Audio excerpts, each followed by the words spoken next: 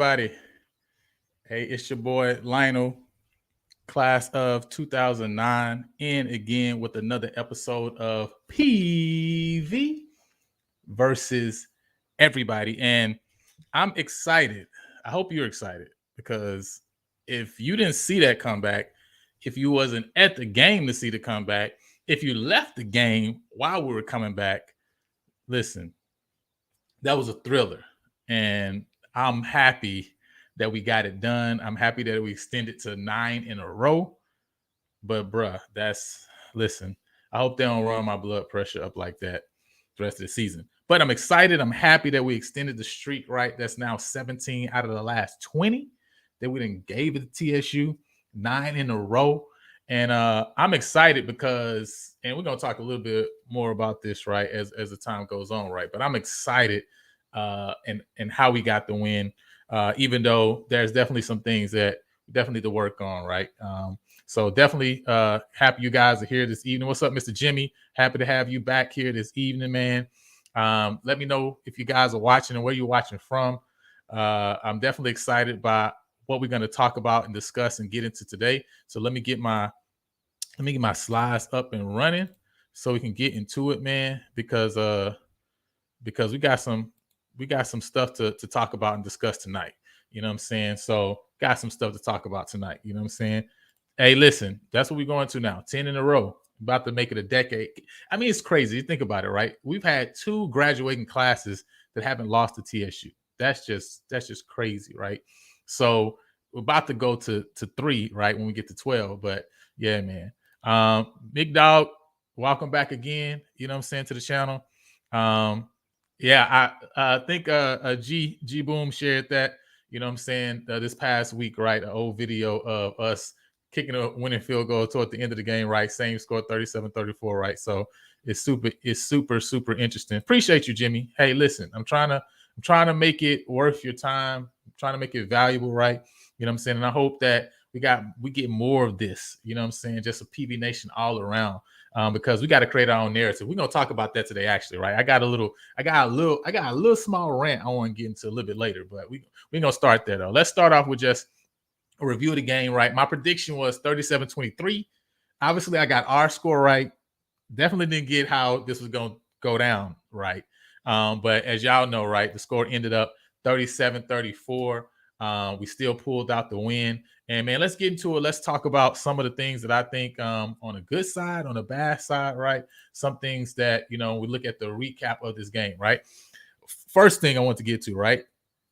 I'm super happy. Like if you've been listening to Coach Bubba McDowell over the last 2 years, at any point in time, what he keeps saying over and over and over again is talking about playing 4 quarters of football. Now, we can kind of discuss and say whether they actually played 4 quarters of football, right? Or whether it was like 2, like whether it's like the first quarter and the fourth quarter, right? But you know what I'm saying? But work with me, right? The point though is like, listen, we need to play the game all the way through. And the issue that PV has had, that we have had over the last few years, is we're not finishing games. We're not finishing games. We're not finishing the season, period. That's what our issue is. And so to see this team come and have a mentality that they're going to play to the end of the game, right?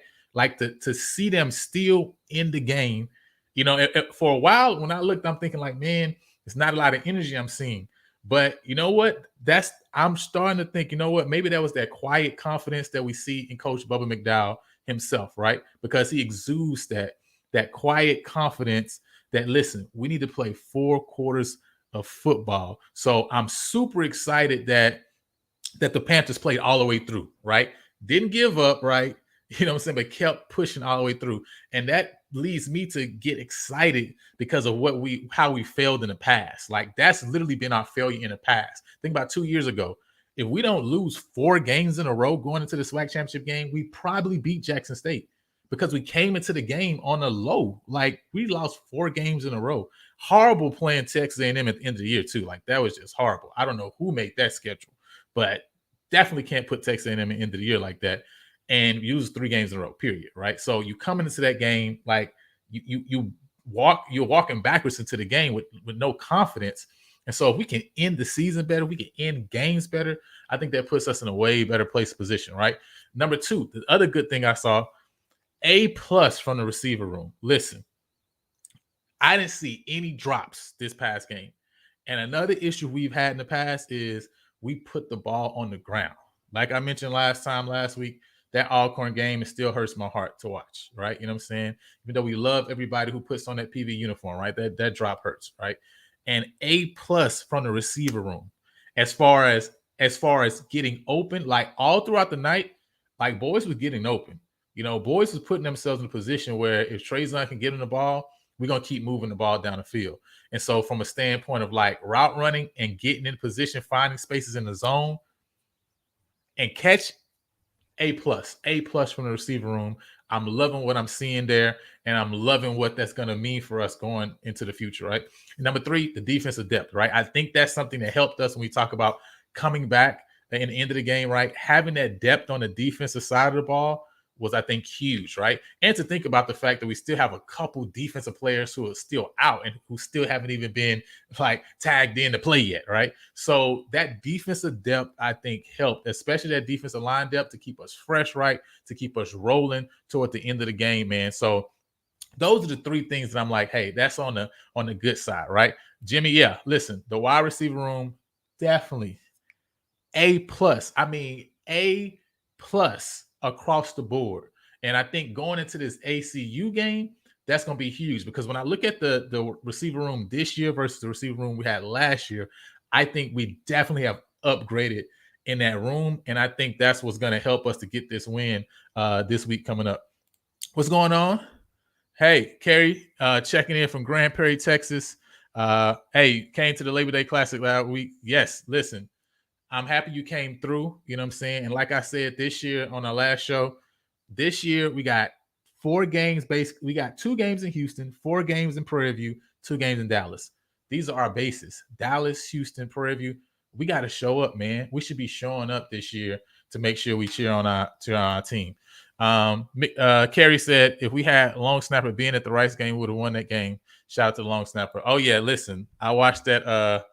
And I always go back to that Rice game, especially when people start talking about HBCUs having a chance against FBS teams, because again, right, the narrative always is PV is left out, which is why we got to create our own narrative. We're going to talk about that in a second, though. All right, but let's get to the bad, right? To the bad. One, we had too many stale drives, right? That second and third quarter, it was too many drives where, again, now you're putting your defense on the field more often. They should have to be, because even if you don't score on the drive, right, like you're extending the drive, right? You also are putting TSU at a disadvantage because you're creating, again, a longer field for them to go on, right? Of course, remember the fumble at the beginning of that, that second half, right, in the third quarter. That was just a bad fumble all the way across the board. There's no excuses for that, right? Short field for TSU, right? You put your defense in a bad position there, right? And again, I'm glad that the defense stepped up in many ways, right, to create 4 turnovers this game to get us out, to get the win, right? But offensively, you can't put the defense in this position.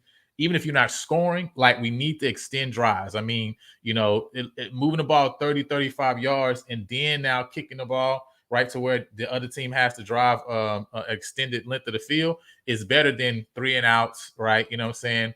One play for 10-yard first down, right? Then 3 other plays and you're gone, right? You're off the field and you're kicking the ball back, right? The defense don't have time to rest. And also, again, it's shorter field. So got too many stale drives. Like, we need to shore that up, right, and make sure we're moving the ball consistently. Also, we gave up the big play on defense, right? Big play in the passing game. We saw that I think the safety, I think there's more tripped, right? You know what I'm saying? So he got shaken up there. Gave up that big play, gave another big play to Quay Davis, who's a baller. That guy's a baller for TSU, right? Him and Body can put some work together this year.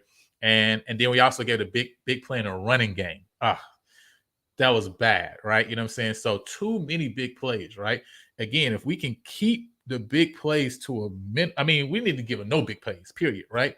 And you make them have to drive the field, the teams are not going to be able to consistently drive. Nobody wants to do that, right? That's why people are looking for that big play, those big gains. Same thing with us, right? And then the other thing is, listen, the special teams coverage, Like, we got to shut it up quick. Again, talking about 2 years ago, 2021, talking about that championship game. We should have won that game. But that kickoff return killed us. That kickoff return, I mean, that killed us, right? And so we need to shore that up quickly, because as great as, you know what I'm saying, long snapper Ben, as great as Villa Gomez, Carlos was, right? I mean, 100%, right, on field goals and extra points. That unit was great, right? But the coverage team, we got to shore that up quickly. You know what I'm saying? Because we're going to play some teams that are going to have some returners that can take it to the house. And, that you can't give up touchdowns. You can't give up short fields simply because you can't cover. And along with that, right, now, the one thing I will say from the kicking standpoint is, right now, I mean, we're averaging probably, like, I'm seeing them take the kickoff return from around the 10-yard line. So we really also need to be kicking the ball in the end zone, or within that 5 yards, that 0 to 5 yard range, right? You know what I'm saying, to give our coverage team a better chance to cover too, right? So that is another thing also that I noticed, right? Yeah, man. Listen, I think these are the 3 things that stood out for me on a negative side of things, right? So with that being said, man, let's move forward, man. I also want to talk about, remember this Tell It the Tape. If you guys didn't watch that video, make sure you go back and check that out. And again, if you guys aren't subscribed to PV versus Everybody, make sure you subscribe too, man. Show some love. But what did I talk about with the Tell It the Tape? I talk about these 2 quarterbacks that really neck and neck, right? As much hype as Andrew Body gets, like, Traezon Conley is really on the same level. You talk about quarterbacks. I thought Andrew Body definitely gets too much hype. I thought Traezon doesn't get enough respect, right? But both of them, like I said, right, I think they're okay quarterbacks, right? They're on the verge that they could be good to great SWAC quarterbacks if they can both be consistent throughout the year. And this game came down to the fact that you had 4 turnovers on one side, you had 2 turnovers on the other side, right? That's what it came down to. Because if you look at the numbers were very kind of similar, right? Traezon definitely had a better completion percentage, right? This game, a little bit less yards, right? But again, what was the big thing?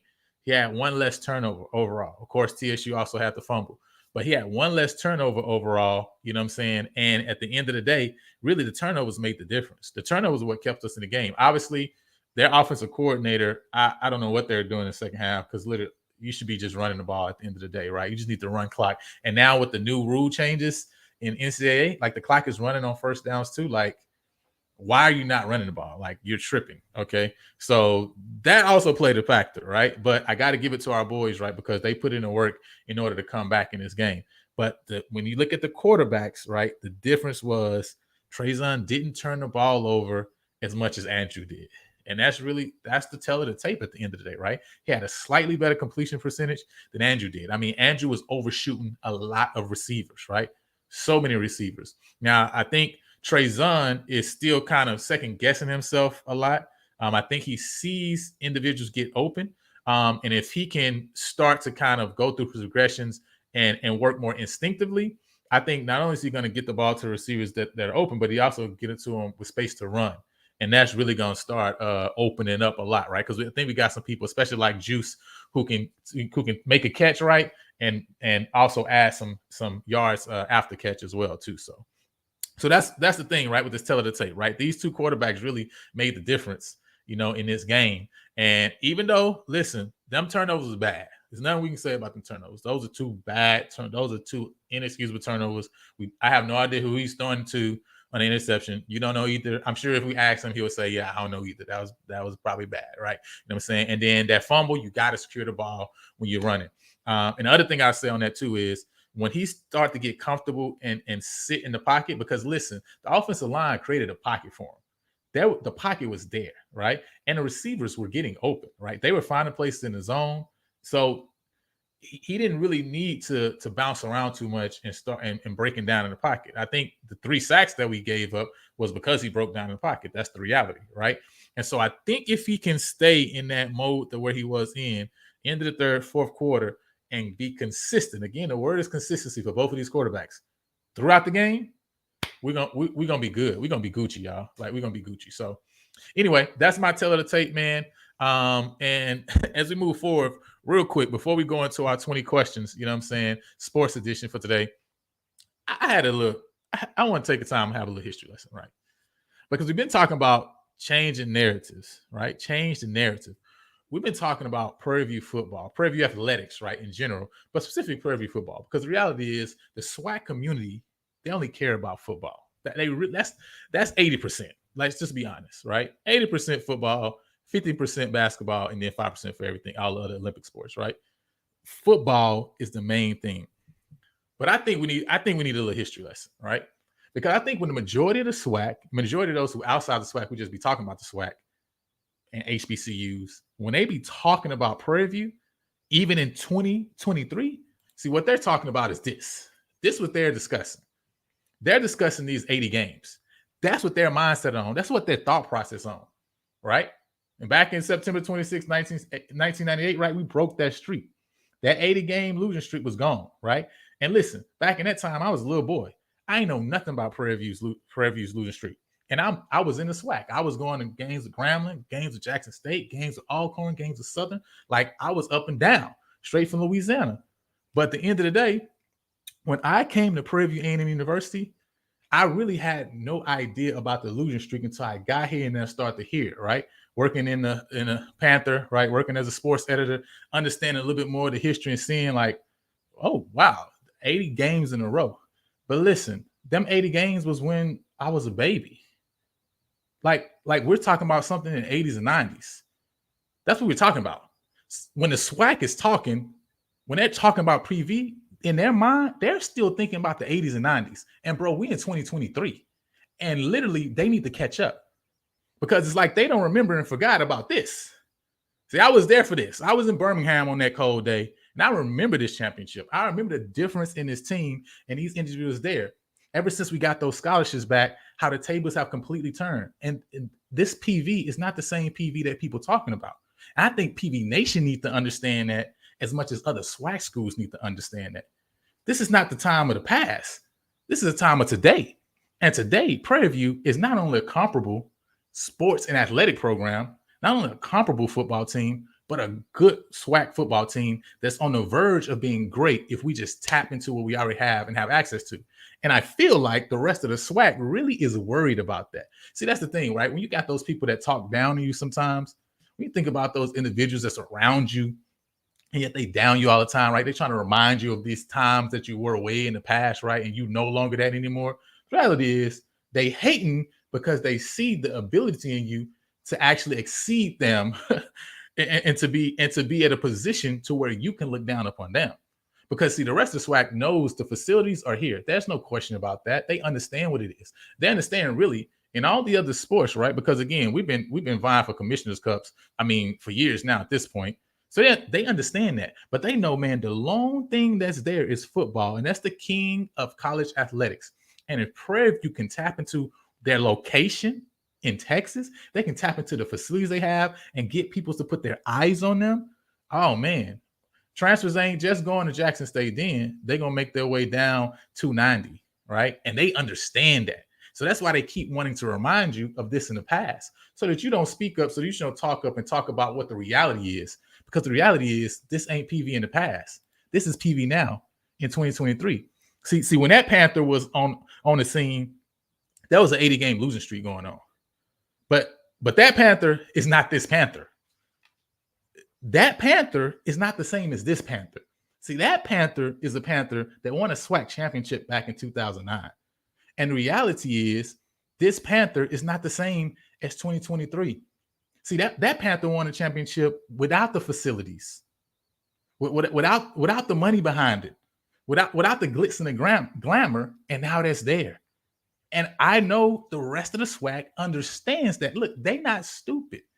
They not stupid. That's why they keep reminding us of something that ain't none of. I ain't even lived through that. Maybe some of y'all did, right?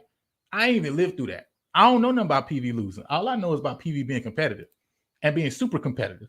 Matter of fact, so competitive that we have. Do you understand that from 2009 to today, we have the best win percentage in the SWAC, better than Grambling, better than Southern, better than Jackson State, who just went 2 years without losing a SWAC game. But since 2009, the team with the best winning percentage in this conference is Prairie View. Now, I understand. Listen, SWAC championships also have to be won with that, right? And so that's the reason that we have to break through and add championship belts. Because once you add championship belts, that's when you shut the haters up. But I also need us to realize that, bro, we're not PV from back in the day. We're a PV that's always competitive. So this mindset and thought process to where Texas Southern is continually looked at as a better program than us, as picked a place higher than us in rankings, etc. When has Texas Southern ever won anything? 10 years ago, which they got stripped of that title, right? Because they was playing ineligible players. So you're talking about 20, Texas Southern ain't had a winning season in 20 years. Do y'all understand that, yo? But people talk about PV as if we are the Valley of the West. No, Texas Southern is the Valley of the West. And it's crazy that people even would uplift Valley over Prairie View. And every year, somebody's talking about Valley and how Valley is going to be something. Valley is going to continue to be what it is. A school that's going to create great teachers for the South. But they ain't never going to be Jerry Rice ever again. It's not coming. It's gone. Those days are long gone, just like those days of that 80-game losing streak. It ain't coming back anymore at all whatsoever. This is a new PV. And the SWAC needs to get used to it, right? And matter of fact, PV Nation needs to get used to it. And PV Nation needs to act like we are what we are. Because over the last 12 to 13 years, since 2009, we've won 72 SWAC games.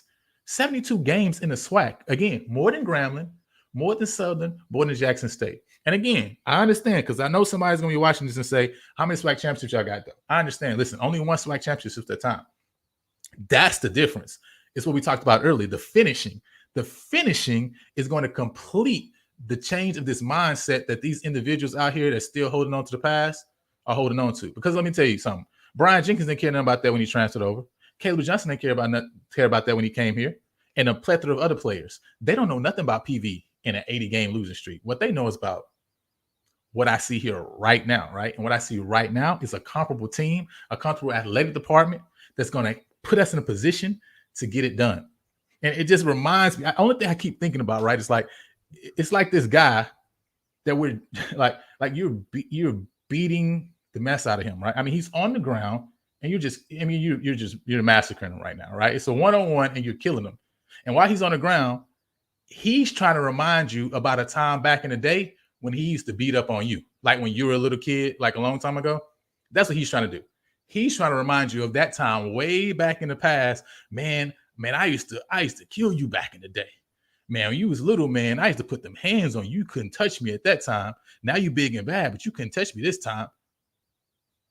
Don't you realize we killing you right now, though? Don't you realize you're being massacred? If the ambulance don't come, you're gonna die. Like, you understand that, right? That's the reality of the situation, right? With multiple teams in the SWAC, I mean, we have the best win percentage in the SWAC, have won the most games in the SWAC, and we have winning streaks over four of the teams in the SWAC over the last few years, right? So again, people are talking about something that's a long time ago. But listen, it ain't that no more. So they need to get on a new train.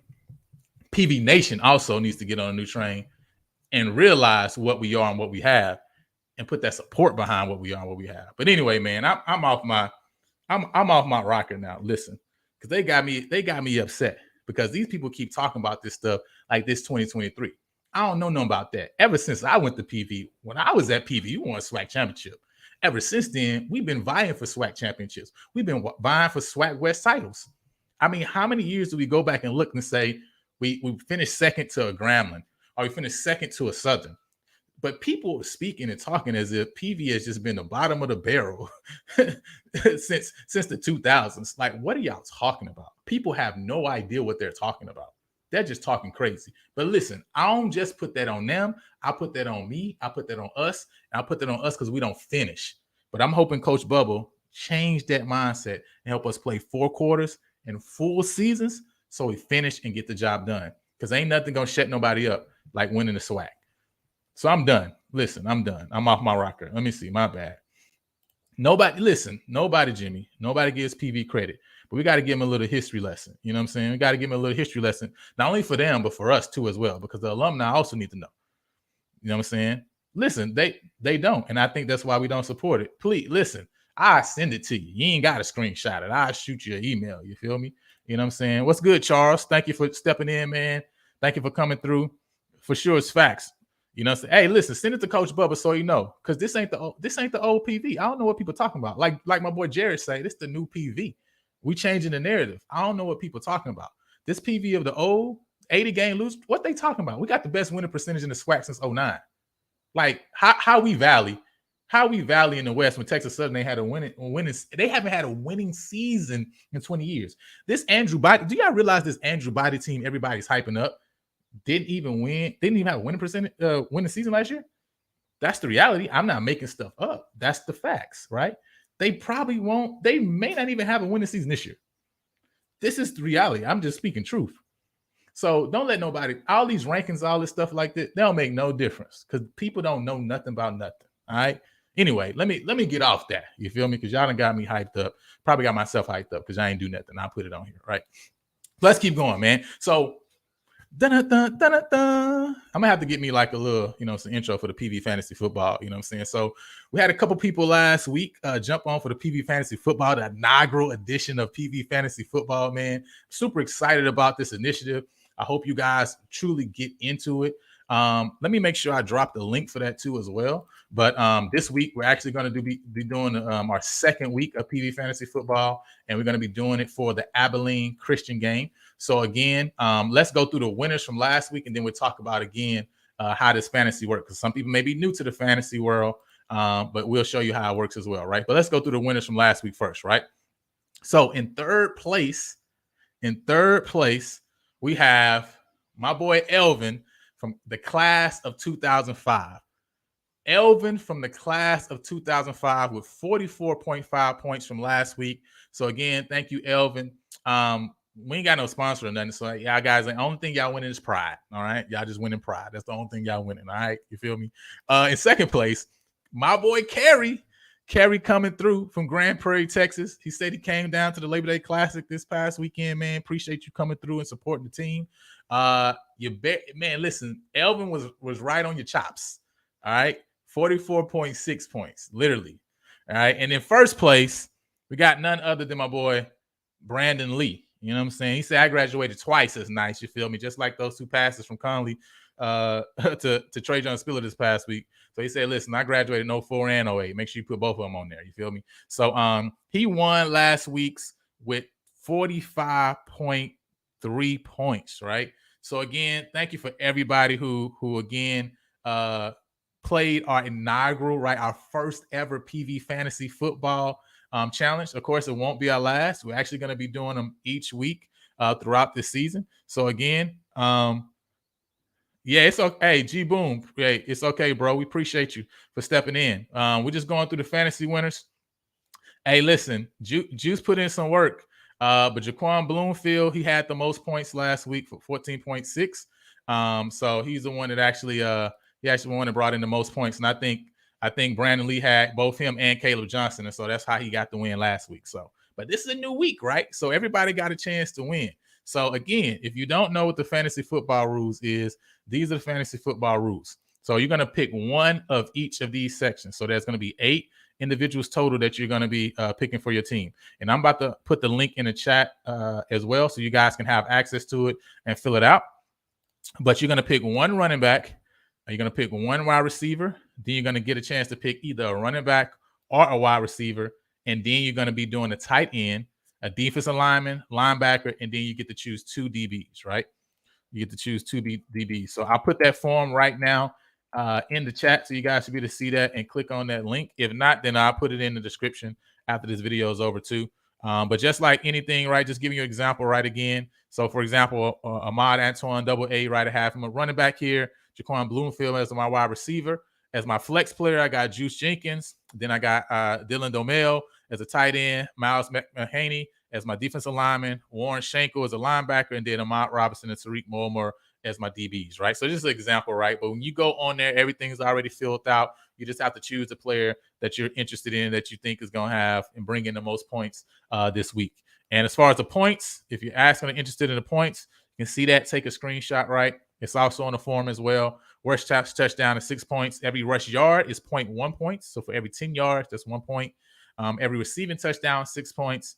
Every reception is a half a point, and every receiving yard is also 0.1 points. So every 10 yards receiving is 1 point as well, right? And then also defense, we got this scoring system. So every tackle is a half a point. Every tackle for loss is 1 point. Every sack is 2 points. Every interception is 2 points. If somebody forces a fumble or recovers a fumble, that's going to be 1 point. And then we got return touchdown for 6 points. So that is Kerry said, I figured Brandon would get it. Hey, listen, you got to knock him off his throne, man. You got to knock him off his throne for next week. Appreciate you, Jimmy, man. You know what I'm saying? Come through again. Listen, everything was close. Everybody wasn't far off. I think the person with the least points last week had 42 points. So it was pretty close last week. That was a pretty close round last week. You know what I'm saying? Even Richard, you know what I'm saying, who put in two individuals who shall not be named, but he actually had more than 42 points as well. So last week was super good. So yeah, make sure y'all check in PV Fantasy Football, man. Make sure y'all put in y'all picks for this week. For the Abilene Christian game, they have to be in before the game start, so that way you guys know. And listen, the timer is on there, so I can see if y'all putting in after. So don't play. I see it. Don't play. But let's keep moving forward, man. Let's talk about these 20 questions, PV Sports Edition, and then we're gonna get into our prediction for this game and keys to the game, and then we're gonna get out of here. Hey, Richard, let's get it. Let's get it. Richard says he's winning this week. Let's get it, Richard. So if you guys have any 20 questions, hey, just like back in the day, you know what I'm saying? Shoot me your 20 questions. I'm on Facebook. You see the name on the left right there. You just shoot me a message for if you got any 20 questions for next week's edition of 20 questions. Or I'm on Instagram. I'm right there at Lionel Mosby Jr. So shoot it to either one of those places, right? If you got any 20 questions that you want to have up next week. So let's get into it, though, right? First question this week. How likely is it that the Marching Storm perform in their full uniforms versus white tees and shorts? Listen, I was hearing a lot about this past week from the Labor Day Classic. So that's just interesting. You know what I mean? I like the comeback, though. I heard, you don't really wear your full uniform for practice. But listen, I heard a lot of alum, you know what I'm saying, feeling the way about them not being in a full uniform for their field show. So we're gonna see what happens. All right. Number 2. What do you think Coach Bubba's vertical would be at the NFL Combine today? What do you think his vertical would be? Because after the game was over, I ain't never seen Coach Bubba so animated as I seen him after this game. Yo, he let everything out, and that boy leaped so high, like that man leaped so high. He was so excited to get that win and get that comeback, right? But like I said, I think it's because he realized, man. They finally played a full game and played 4 quarters of football, right? You know what I'm saying? So I think that's the big thing. What's up? Hey, Doc, what's good, man? Thank you for jumping in, man. PV Nation. Appreciate you coming over here, bro. You know what I'm saying? This is a place where we create our own narrative. This is the new PV, bro. So happy you over here, man. So we can let you know what it is. Which we had Zaxxon on the schedule this year. You know what I'm saying? So we can talk about that. But unfortunately, you know what I'm saying, not this year. So appreciate you, Kerry. Yeah, man. Listen, I think that fantasy football, man, is going to be an awesome segment each week. And I really think it's going to get PV Nation involved in the game, right? Because that's the thing, right? We want to get people involved in the actual game itself. Like, get into the game, follow the game. And so that's one reason that I want to create it. So, hopefully it comes out nice. What up, Elvin, man? Appreciate you. Hey, Elvin, you finished 3rd this week. I don't know if you saw it. If you just came on, you finished 3rd this week in the fantasy football challenge, man. So, Brandon got number 1 and Richard said he winning next week. So, you know what I'm saying? Y'all better come with it against Abilene Christian. So let's get on to number 3. Will Trezon throw for more than 200 yards again? That's my next question, right? He threw for 275 this past game. Last year against Abilene Christian, he threw for 240, right? So it's kind of making out to where you can see him averaging over 200 yards this year. I mean, we got the weapons this year, I think, to do it. I think he actually is going to average over. I think he's going to throw for more than 200 yards this game. I don't think it's going to be for 275, like he did last week. But I think low 200s is what I'm seeing. You know what I mean? Yeah, you saw it coming, man. Hey, listen, it's okay. All right, so let's keep it going, right? It's an interesting question, right? Let me know what y'all think, right? What Texas college would you love to see a home-and-home matchup with in the future? I mean, we've played Sam Houston. We got Houston Christian, which was Houston Baptist, right? We got them again at their place. We played them 2 years ago. Of course, we got Abilene back to back. What's another Texas college, right? Obviously non-HBCU. Well, it could be HBCU if you think, but I mean, really. I mean, but anyway, what other Texas school would you like to see us play, right? Because I mean, we play Incarnate Word as well, right? Home and home.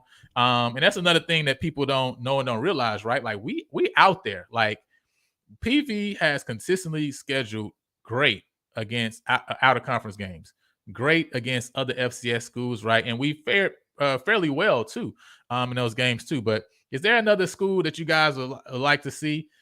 Doc, you put the school that I was saying too as well, right? I really want to see us go against Stephen F. Austin, right? You know what I'm saying? That's the school that I would like to see us jump in against. Sam Houston, yeah, we did a home and home with Sam Houston already pretty recently, right? So, but any other schools? I mean, what other Texas college would you guys be interested in us playing a home and home against? Of course, unless it's an FBS school, right? Which ain't gonna happen ever. But that would be nice. But of course, it'd be an FCS school. So, what other like FCS school would you like to see? Jimmy said he got currently throwing for 215 to 2 touchdowns. That's the exact range that I'm into as well. I'm thinking the same. I'm seeing 3 touchdowns this game, right? SFA got rid of us after we beat them. Listen, you know what I mean? They got to put us back on the schedule. I would love to see us play SFA again. All right, let's keep it moving, man. Which unit y'all think gonna have a better game this week against Abilene? The offense or the defense? When I looked at the game last year, I mean, I think these two teams are very evenly matched. Last year was a very evenly matched game. And so, even though Abilene ended up coming up with the win, right? 21-13. I mean, the game was very, very close game all the way through. I mean, you got some shakes to the left or to the right. It could have easily been a PV win. Of course, I know many of you remember going on for that 4th down deep into that territory instead of kicking the field goal. Could have went up, right? So definitely was a super close game. You know what I mean? So I see Texas State. Texas State. That would be cool too. You say right. Listen, Rice definitely don't want it anymore. All right. You know what I'm saying? Rice don't want it anymore because we should have beat them too as well. That's what I'm saying, man. Listen, we played some good games with some good teams. You know what I'm saying? Well, we played Incarnate Word already. We played ACU, HCF, right? And Elvin said we had a game against SFA in a while ago, right? But I guess I wasn't at that game, so I would love to see us play Stephen F. Austin again. So defense, okay, you think the defense gonna show up? I see Richard defense. Fossil makes good adjustments. I love the adjustment he made toward the end of the 3rd and the 4th quarter, right? And I think that unit is better than the 34-point effort that they gave up this past game. So I'm also thinking that they're gonna have a really good game. You know what I'm saying? So really, I'm wanting to see the defense step up and play to their full potential. Because at the end of the day, right, I think if defensively, if we can get teams off the field, which you're going to talk about in the keys to the game, and get the ball back to the offense, like I think this is going to be a great game for us. Lamar, I ain't feeling Lamar. I'm not feeling Lamar. I mean, we just killed Lamar last year. Like I'm not feeling Lamar. I'm not really feeling them. I would love to do a home and home against U of H, but I don't think they're going to come to Prairie View, right? So it would have to probably be an FCS school, a D2 school, right? U of H is not going to come to Prairie View because I'm trying to see like a home and home, right? Like I come to your home, you come to my home. Like I ain't just coming to you. I mean, U of H can pay some good money though, but yeah, if SMU come too, that'd be great. But they're not gonna come. They're not gonna come to Prairie View, right? They ain't gonna be in the home and home, right? So Kerry said with better receivers this year, the offense might get the best of ACU. I think from the last year game to this year game, I think the big improvement on our side, right, is definitely the receiver group. Because even some of those passes that I'm looking at the game last year that Colin was making in those big time moments, I mean, shout out to like all of PV, you know what I'm saying? Shout out to all those who've come through, all the players, right? Because you made PV what it is, right? And if you don't know what PV is now, you can go back and watch the earlier segment when I went on my rant and was talking about people living in the past, right? They living in a time that was centuries ago, because that's not the new PV the PV is today. But anyway, last year we throw into some receivers without size, right? And I think that's going to be a huge difference this year versus last year is the size, you know what I'm saying, on the offensive side of the ball. You know what I'm saying? Oh, listen, G, listen. Listen, five black HBCU national titles. 5. 11 total SWAC champions. That's what I'm saying. Either people don't want to go back, but then if they go back, they say, oh, you go back too far. Like, I'm confused, right? You already 40 years ago. You're 35, 40 years ago already. So I can't go 55 years ago. You 45 years ago already. So we can't talk about those titles. But anyway, I don't even need to talk about those. Because in the 2000s, the team in the SWAC with the best winning percentage, I'm happy Doc on here too. Doc, the team with the best SWAC winning percentage since 2009 is Prairie View. So make sure on overdrive you let people know that so the SWAC can understand. Because I think people were sleeping and still thinking that this back in the day, still thinking like we little kids or something. Like Prairie View ain't no little kid. You can't just run up on us no more. Like we got hands. We got hands now. And boys been getting whooped, and they still living like it's last year. But anyway, let me get off of that, right? All right. You know what I'm saying? Listen, with AD Golf Talk, any noise leading up to the game this week? Because last week, I think he did a great job of playing that role. You know what I'm saying? And I mean, listen, he's really into it too. Like, it's not, I don't even think he's wearing it. It's not even fake to him. You can tell he's competitive. And I love that in an AD who's competitive is going to be out there and boosting the team like that. So I'm excited. You know what I'm saying? I don't think he'll talk no noise. You know what I'm saying? Because, yeah, I mean, it's ACU. But it'll be nice, though. I ain't going to lie. It'll be nice. You know what I mean? Tarleton State would be a good home and home. That I like that Tarleton State. You know what I mean? All right, this is a question just to make sure we're all on the same page. If you win the coin toss for overtime, do you go on offense or defense? Offense. Hopefully this ain't ever a question again for any alumni. Okay, but I just want to make sure we're on the same page. All right, let's move forward. All right, listen. Will the Panthers run for more than 200 yards against the Wildcats? Because last week we didn't hit the 200 threshold, right? Last year we averaged over 200, 205. And in this game last year against ACU, the big thing that was surprising was, listen, the Panthers only ran for 93 yards last year. Only 93 yards last year against ACU. So this is not like just a random question because, you know, are we going to be able to get that ground game going like we had it going last year? Because we got the full line back again, right? We got the running back room forward. But ACU defense last year didn't allow us over 100 yards. So what y'all think, man? Are we going to run for over 200 yards this game? Are we going to run for over 100 yards, over 150? Because last year we didn't run for 100. You know what I'm saying? I think listen, he might put on a helmet, man. I love the new AD, man, and his enthusiasm. You know what I'm saying? Jimmy says Tarleton State would be good. Mary Hardin Baylor is D2 or NAIA. Yeah, I'm not. Yeah, Mary Hardin Baylor. No, I'm not feeling that. No, I'm not feeling that. I want a game that's competitive, right? I want a game that's competitive that we can win, whether we play there or here, right? So it definitely got to be a team that I think we can match up again, right? It's an interesting question right here, right? Who would be the best announcer for home games, right? Because we all talk about the home games and announcing. Like, who y'all think would be the best announcer for the home games, for PV home games, right? If I had to pick one person, I'm going to go in my bag and get my boy O-Rock. Like, I think O-Rock would knock it out the park. You know what I'm saying? I think he should definitely, if we had the opportunity to put somebody in that position, I think O-Rock could do it. You know what I'm saying? So that's me though. That's me. But who y'all think, man? Who y'all got? You know what I'm saying? Phil Wade also. Phil Wade is cool. I don't know if Phil Wade be on sports like that, right? But Phil Wade, you know what I'm saying? I think he'll kill it too as well. You know what I'm saying? Me? Oh man, listen, I appreciate it. You know what I mean? So, but you know, we got some awesome alumni, man. I think we got some people who can do some crazy, awesome things in there. All right, who will make the play of the game this game? You know what I'm saying? Who gonna make the play of the game this game? I see most of y'all chose defense as far as the team, the best. That's gonna be the best unit, right? That's gonna show out this game. So on that unit, then who's gonna make the play of the game? One thing I saw last week is, you know, no sacks on Andrew Body. I saw my boy Steven Shawright get into the backfield a couple times, but we didn't get Andrew Body down. But now this week, we're definitely playing against a different type of quarterback, not as athletic, obviously, as Andrew Body. So, you know, I think we're definitely going to be able to get more sacks this game, right? More tackles for loss this game. But who y'all got, man? Jimmy got Jenkins. I think Jimmy and Juice is just Jimmy's guy. That just is what it is. Like I've concluded in 2 weeks already. Like Juice is Jimmy's guy. So he got Juice, man. I see. Okay, Keyshawn Johnson for Richard. You know what I'm saying? Keyshawn Johnson led the team last week, 14 tackles, right? You know what I'm saying? So he was definitely everywhere. So I think that's good. I'm looking at. I think Seatbelt gonna make it. I think Seatbelt gonna make that big play this week. I think he is definitely gonna ball out this game.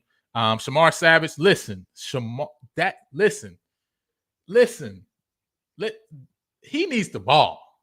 Like Shamar needs the ball. Like the receiving unit, I already said, listen, the receiving room got an A+.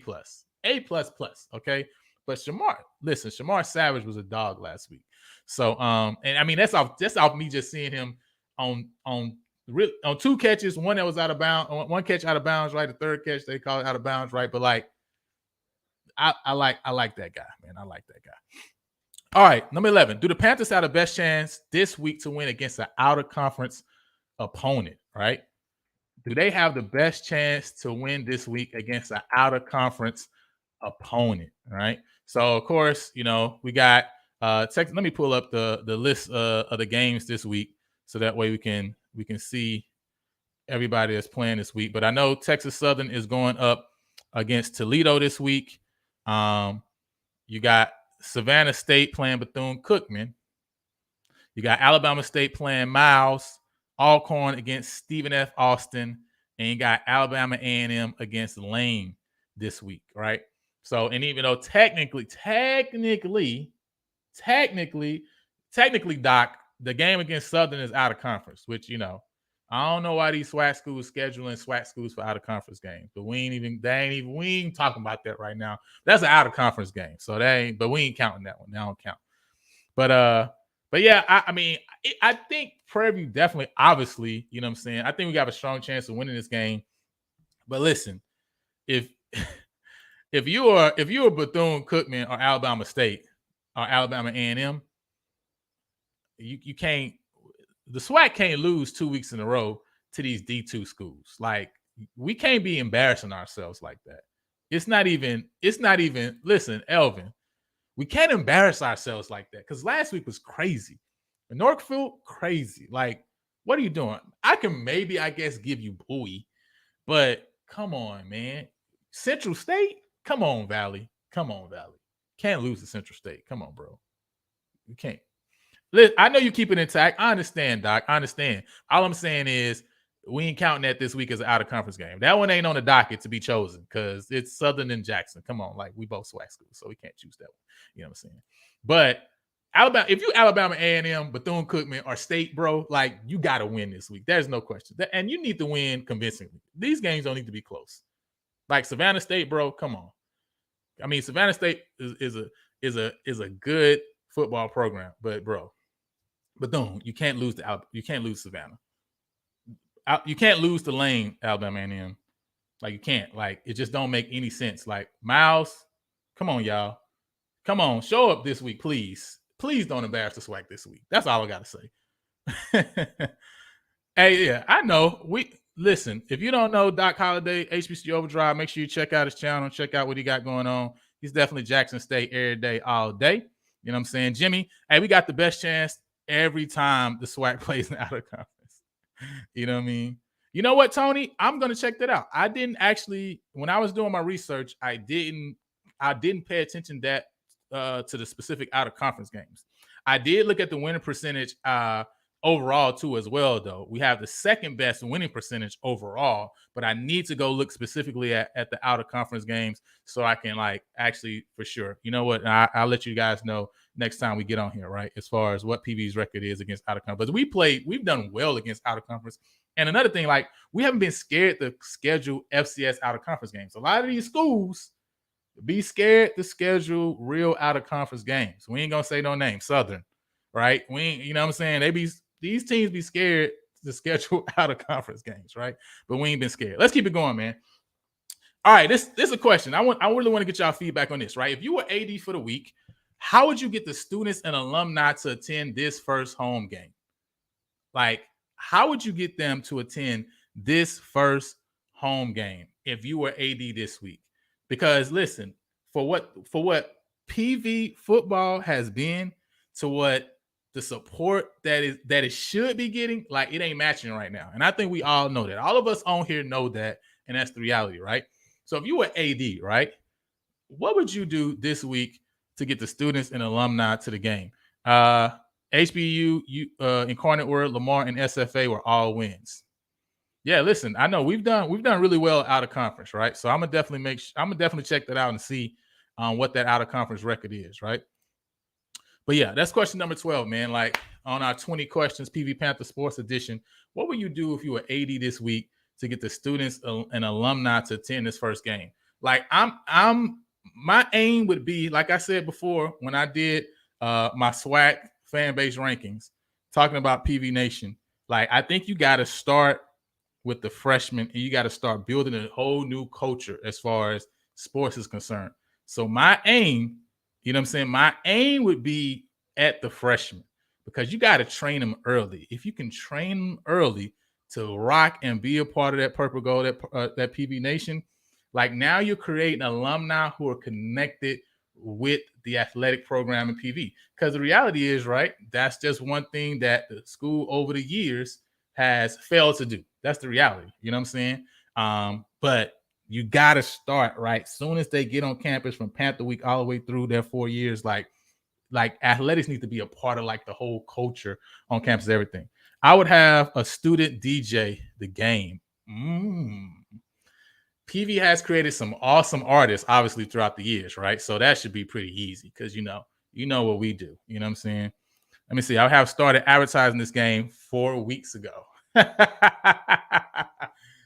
That would probably be smart, Jimmy, right? I mean, it sounds like it just makes perfect sense, right? But, listen, you know what? It is what it is, right? All right, get whoever arranges the PV shuffle stuff to round up the students to come and put them behind the visitors bench. Listen, I think all of us been saying we need to make the student section on the visitor side. I think all of us have said that, right? So I don't know how we communicate this to the athletic department, to AD Golf, to get him to know, like, listen, the student section need to be on the other side behind the other team's bench. That's where it need to be, right? So that's what it got to be, right? So anyway, but yeah, man. So let's keep it going, right? Is there any way the Marching Storm lose this halftime show? Because again, I mean, just what I'm hearing through the grapevine, you know what I'm saying, even from PV Nation. So it's just a question. It's just a question, right? All right. I heard my boy Elvin just mention this. If you had a chance to hire a DJ, who would you prefer it to be? I know you mentioned a current student, right?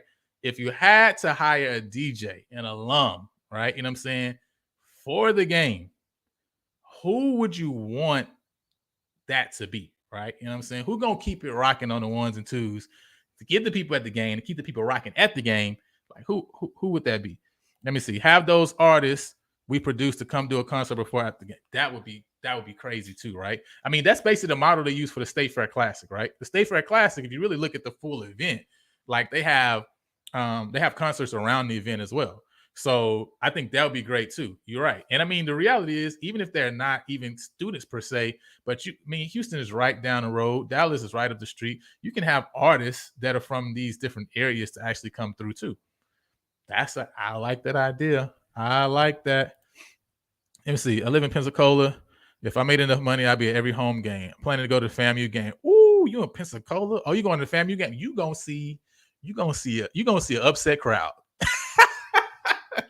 You're gonna see an upset crowd at FAMU. All right. You're gonna see it firsthand. All right. Since it's 2 hours down the road, I think most people are struggling financially. No, listen, yeah, that's reality, right? And that's, I guess, what we talk about, also having our own space, right? Where we can have access to our own. And I think this is for every SWAC school, right? Like taking advantage of having your own, your own structure in place, right? Your own streaming service in place so that your fans, right, can actually not only get access to the games, but actually then support you financially. Because I mean, listen, if I play for ESPN Plus, I pay for something for PV to see all PV games. Like if PV is gonna like put all their games on a specific channel. And the reality is, right, I pay for PV. I probably pay for other SWAC schools too. So that's the reality, right? Because the truth is, I like watching HBCU football. So I think we should need to do something like that. DJ Rogers, listen, that's the name. That's the name that Chosen Rogers, the two names that came to my mind too as well. You know what I'm saying? We said we need a DJ that plays a variety of music, not just current hip hop.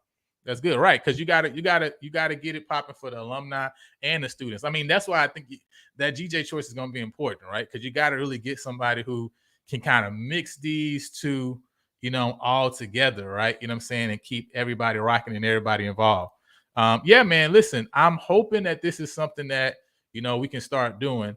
I put stuff up just because, like, listen, in my mind, I'm like, hey, if I wanted to see it, if I want to know what's going on, I feel like other people want to know what's going on too, right? Other people probably looking for it too, right? Maybe they just don't want to know the access, and maybe they don't even know that it's there. They don't even know the game going on. They don't even know the volleyball game going on. They don't know the volleyball team, started out the year with a comeback win. They don't know none of that, right? You know what I'm saying? But if they did, they'll check it out, they'll watch it, they'll support. So I think we do need our own.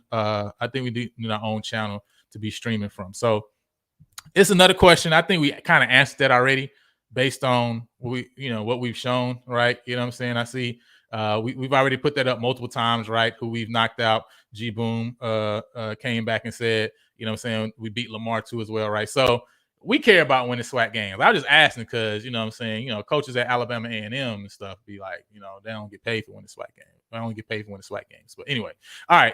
Is anybody still confused about what you should do in overtime? I just want to make sure we're all on the same page, because we don't win the toss and go on offense. Nobody does that. That's stupid. That is the dumbest thing ever. Like, whoever even makes that suggestion makes no sense.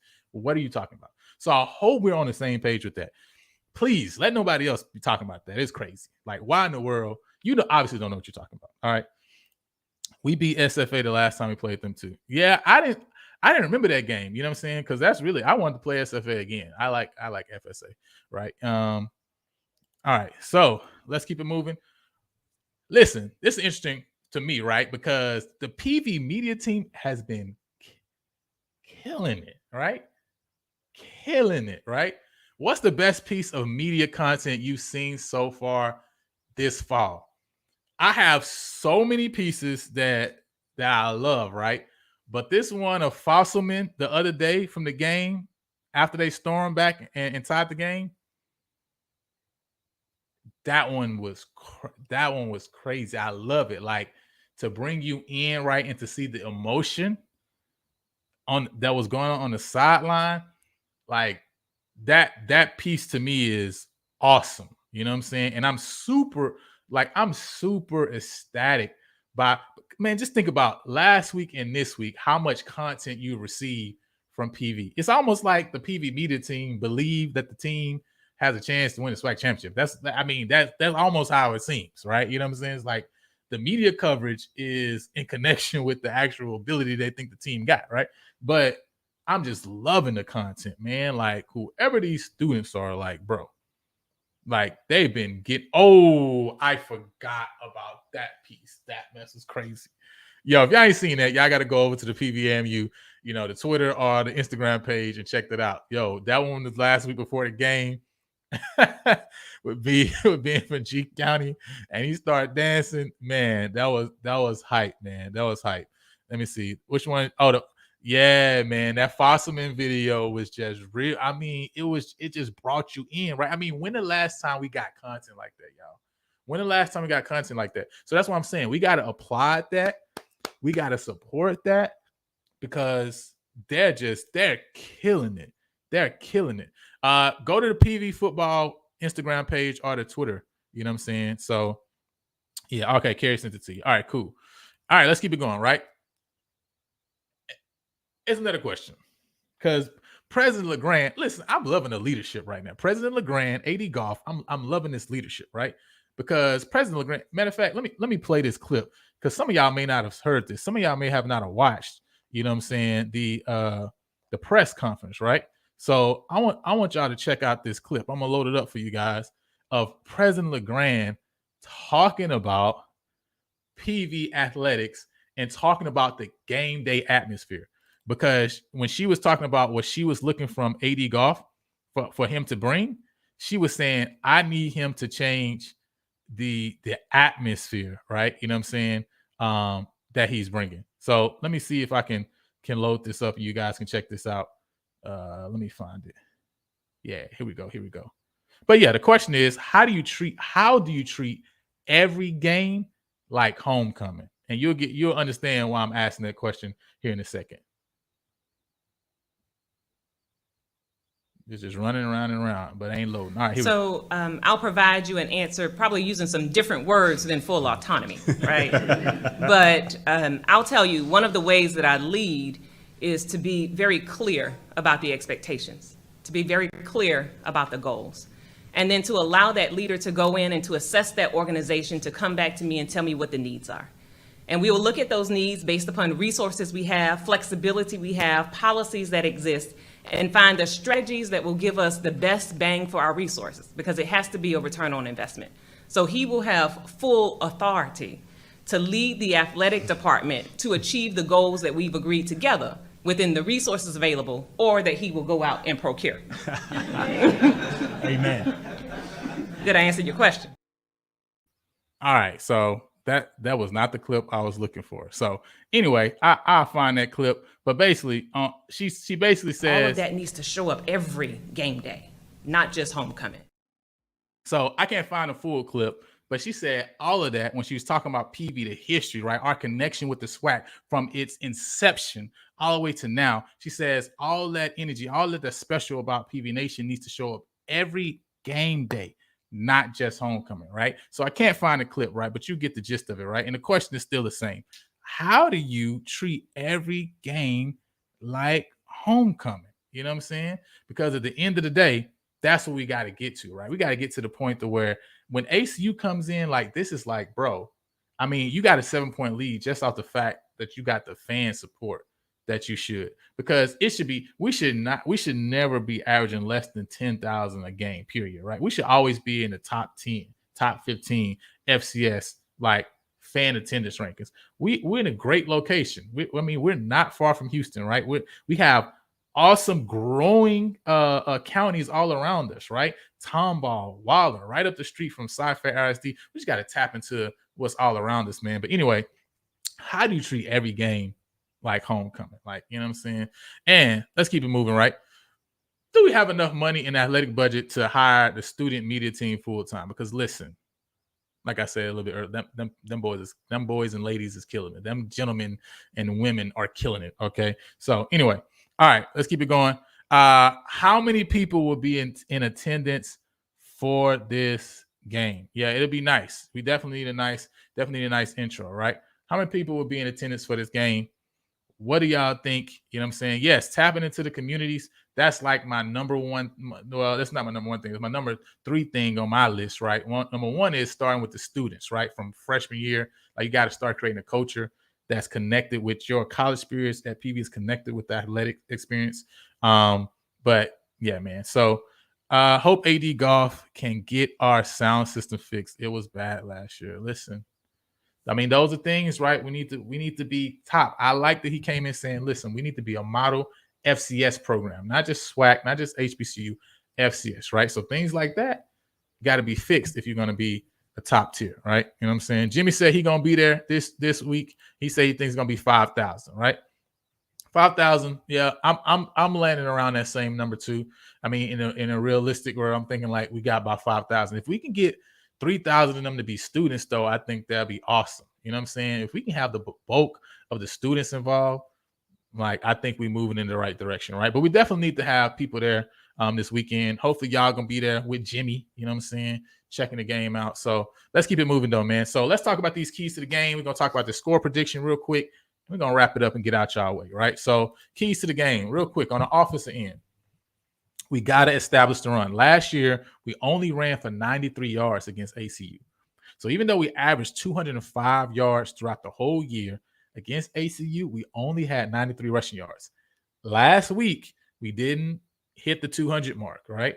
I think we were at 180, right? So close, but not there, right? So This week, I think, the offensive line is coming in definitely with a chip on its shoulder based on last week's game. And I know we're going to definitely exceed the 100-yard mark. Not sure if we will hit the 200, right? But I definitely think we need to have a better showing on the offensive end. Last year, the game, as far as yardage, was very even. Both of us were like mid 400s on total yardage, pass and run. So if we're gonna, I'm sorry, mid 300s, right, on pass and run. So if we're gonna win this game, right, I think we're definitely gonna need to be able to control the clock and run the ball, right, because that's gonna open up the play action for us to be able to take some shots downfield, which is my number 2, right. I think you definitely got to soften that coverage up, right. You need to back those DBs, you need to back those safeties up, right. And last year we saw that we had a chance over the top 2 times. One, we actually scored a touchdown. The other one was incomplete. But again, right, because of I feel like that was more of a personnel issue. I think now throwing to a 6'4" receiver is different than throwing to a 5'8" receiver. It's just the reality, right? And so I think if we can take some shots downfield, that also would help the run game. You know what I'm saying? Keep those safeties backed up. And then my last one is no turnovers, right? Last week, the only person that turned the ball over was Trezon. And so I'm happy. No fumbles from anybody else, right? The running backs held onto the ball, receivers with no drop passes. So we can shore that up and don't turn the ball over this week. I think we have an awesome chance to win this game and get out of this game with a win. On defense, number 1 is stop the run. We did a great job last year, only gave up 110 yards. I think that's why we stayed in the game. ACU ran for 258 last week against Northern Colorado. They ran about 41 times to 25 passes. They obviously want to run the ball, right? That's what they desire to do. So if we can keep them from doing that and make the quarterback have to beat us, he threw two or three interceptions. He threw 3 interceptions last year, right? So I don't think they want him in the pocket throwing the ball too much, right? I think they prefer to run the ball, control the clock, and let him. What they killed us last year was play action. Like a lot of those stretch play action plays, like really killed us, right? On one of the touchdowns we gave up, that's what happened, right? A stretch play, right? They play action that, right? So if we can keep, the run running to a minimum, then I think we'll have a chance to be able to get some turnovers. And if we don't turn the ball over, right, I think we got a great chance of winning, right? Again, contain the play action. I just talked about that, right? And for the defense, get off the field on third down. Listen, the one thing I hate watching any team that I'm watching is like 3rd and 10s, 3rd and 8s, 3rd and 15s, and you give up a first down. Oh my goodness. Oh my goodness. That just hurts me so much. Takes away momentum, right? So I think I would like to see the defense. And I think they're going to have a better game this week, but I like to see them get off the field on third down, right? I think they need to win the third down efficiency game against ACU. If they do that, again, we're going to be in the game, and I think we can win, right? I think this is a very winnable game, right? These teams, I feel like we're very comparable teams. This is not a team that's better, that's better than us, that's more talented than us, right? I think we're very comparable, and I think we should win this game, right? So make sure we get off the field on third downs, right? And for my score prediction this week, I got the game sitting at 31-21. 31-21 PV. I think, again, right, I think we got the weapons to average over 30 points this year, period, point blank. Like, we shouldn't average less than 30 points this year throughout the whole year. So even when I looked at the ACU game last year, with not as many weapons we have now, like, we did really well. And so we have more weapons now. And we scored 37 points. And we had, 4 or 5 stale drives in the second and third quarter, right? Or we did nothing with the ball, right? So if we can be just more consistent across the board on offense and not turn the ball over, we're going to score more than 30 points. Like, I don't really see a game this year other than the SMU game where we're not going to score more than 30 points. You know what I'm saying? I think we're going to put up a lot of points this year. And I think the defense is going to play well, right? So I got the game at 31-21, right? All right. So Tony said we used to average 7 to 8K for the first game pre-COVID. Listen, that's good. I think we should be over 10K every game. I don't see a reason why we shouldn't average over 10, right? Because again, I'm looking at it in 3 phases. I'm looking at students, alumni, and then community support. Because I only can give reference to me, right? I grew up in Monroe, Louisiana. I went to Grambling games. My dad didn't graduate from Grambling. I ain't had no ties to Grambling. You know what I'm saying? But we went to Grambling games. When they went and played Jackson State, we went to the game against Jackson. We went drive up to Lorman to Alcorn games, right? Bayou Classic, of course, right?